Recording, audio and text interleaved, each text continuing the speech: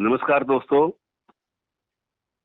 परिवेश हमारा बेशक बहुत भारी मन वाला है, लेकिन इस वक्त ये भी ज़रूरी है कि साथ-साथ अगर इतिहास के पन्नों को खंगालने में अगर थोड़ी बहुत चूक हो गई, तो फिर हमें फिर माफ़ी नहीं मिलेगी और हम स्वयं अपनी नज़रों में थोड़ा-सा अपराधी से लगेंगे। मेरी मुराद ये है कि आज 13 अप्रैल का दिन है। चलिए, बैसाखी की जो एक उमंग होती है, उस पर तो कोरोना की छाया ज़ाहिर है कि वो उसको प्रभावित तो कर दी है।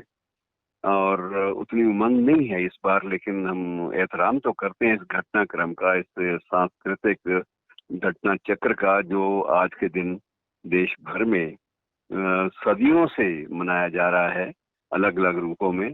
लेकिन आज जो जो चीज़ तकलीफ से याद आती है, वो है 100 साल पहले की घटना। अब उसको 101 वर्ष हो चुके हैं, शताब्दी वर्ष था, जो अब पूरा हो गया है। वो है जलियांवाला बाग की घटना। मित्रों, जलियांवाला बाग के बारे में जो कुछ भी जितनी भी सामग्री आई है, उसके बावजूद बहुत सारे ऐसे पहलू हैं जिनके बारे में लगता यह है कि उन्हें भी अभी अभी तक उनको पूरी तरह से देखा नहीं गया। उन पर कई जो शोध परक दृष्टि थी वो नहीं गई, और उसको नए-नए रूपों में अभी भी बयान किए जाने और उसका दस्तावेजीकरण किए जाने की ज़रूरत आज भी महसूस होती है 100 साल के बाद भी। मित्रों, इस दिशा में मैं 2-3 बातों का उल्लेख करना चाहूँगा। ज़्यादा तो ये विषय इतना लंबा है कि इस पर कुछ कहा नहीं जा सकता, छोटे से किसी एपिसोड में मुमकिन नहीं होता। लेकिन जो तथ्य थोड़े बहुत सामने आते हैं, उनको दोहरा लेना या उनको एक प्रकार से उन पर नज़रसानी करना, उन पर दृष्टिपात करना, ये बड़ा ज़रूरी सा लगता है। मित्रों, पहली बात तो ये है कि इसमें सी. शंकरन नायर नामक एक व्यक्ति का रोल, जो बहुत बड़ा एडवोकेट था, कांग्रेस का लीडर भी था और गवर्नर जनरल की काउंसिल का मेंबर भी था। उसने इस घटनाक्रम के बारे में बहुत कुछ लिखा, और वो जब भी इस्तीफा देने लगता अपने पद से, उसे वरिष्ठ कांग्रेस नेता ही रोक देते कि अगर तुम वहां से चले आए, तुमने अगर त्याग पत्र दे दिया, तो कम से कम अब तुम वहां पर हो, तुम्हारी मौजूदगी से इस केस की पैरवी ठीक ढंग से हो रही है। तुमने भी त्याग पत्र दे दिया, तुम भी बाहर आ गए, तो तुम भी हमारे समान रूप से सिर्फ रिप्रेजेंटेशन देते फिरोगे, वहां बैठकर कुछ बोल नहीं पाओगे। तुम वहां पर हो तो कुछ न कुछ नुक्ते उठाते रहोगे महत्वपूर्ण ढंग से, और जो तार्किक परिणति तक इस केस को ले जाओगे। तो उसने बहुत कुछ, सी. शंकरन नायर ने बहुत कुछ लिखा। आखिर में ज्यादा देर वो चल भी नहीं पाया उस काउंसिल के साथ, और उसने त्याग पत्र भी दे दिया। और लेकिन उसने जो तथ्य जो बयान किए वो बड़े अद्भुत थे। मित्रों, कभी समय मिले तो उनको भी देखिएगा। दूसरी बात, उसमें पर्टिकुलरली उसने, सी. शंकरन नायर ने भी इस बात की पुष्टि की है कि 1650 गोलियां चली थी उस दिन जलियांवाला बाग में।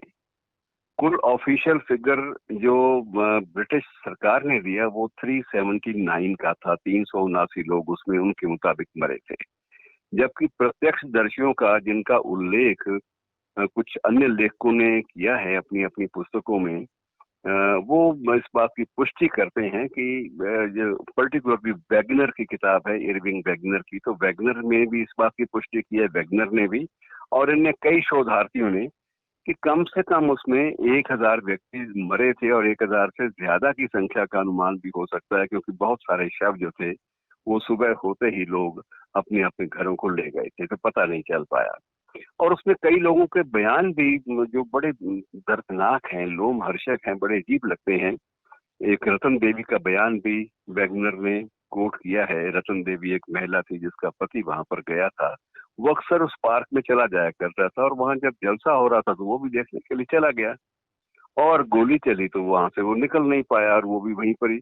और वो औरत, बूढ़ी औरत जो थी, वो रतन देवी, वो एक लंबी लाठी लिए सारी रात वहां बैठी रही कि जो लाशें हैं उन पर कोई भी जंगली जो जानवर हैं, या सुअर हैं, या गीदड़ हैं, या कुत्ते जो हैं, उन लाशों को नोच ना पाए। वो सिर्फ यही काम करती रही कि लाशों से जानवरों को दूर हटाती रही, और एक लाठी लेके बैठी रही बेचारी, क्योंकि उसको रात को पता नहीं चल पाया कि उसका पति इस लाशों के ढेर में कहाँ पर पड़ा है।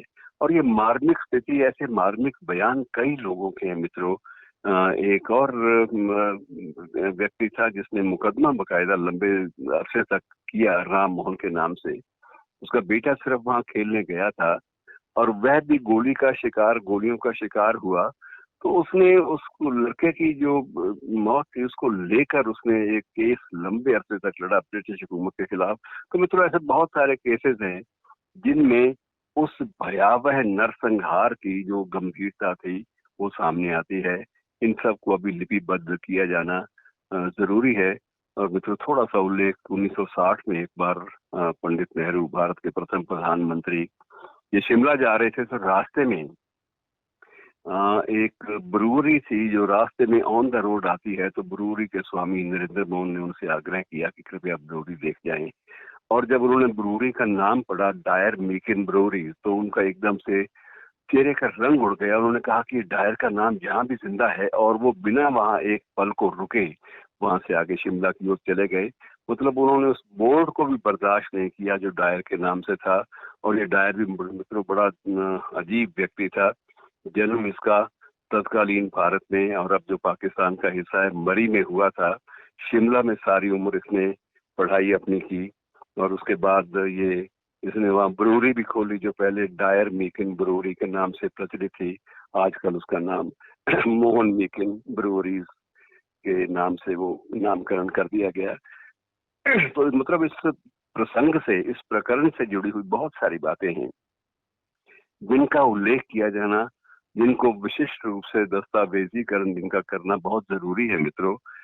मुझे याद है कि कुछ साल पहले पाकिस्तान की एक एक्टिविस्ट थी सईदा दीप, तो उसकी सबसे बड़ी शिकायत ये थी कि आप लोगों ने तो काफी हद तक निशानदेही भी कर ली कि वहाँ कौन कौन आपके भारतीय शहीद हुए, लेकिन हमारे मुल्क में, क्योंकि वहां पर मरने वालों में मुस्लिम संख्या भी बहुत ज्यादा थी, और वे लोग भी जो थे, जो जिनके परिवार लाहौर में रहते थे, क्योंकि लाहौर अमृतसर का ज्यादा लंबा चौड़ा रिश्ता नहीं था। लेकिन वहां कोई ऐसी मुहिम नहीं चली जिसमें कम से कम उन शहीदों की निशानदेही तो हो पाए जो मूल रूप से लाहौर या उसके आसपास के रहने वाले थे, लेकिन वो भी इसी नरसंहार का शिकार हुए।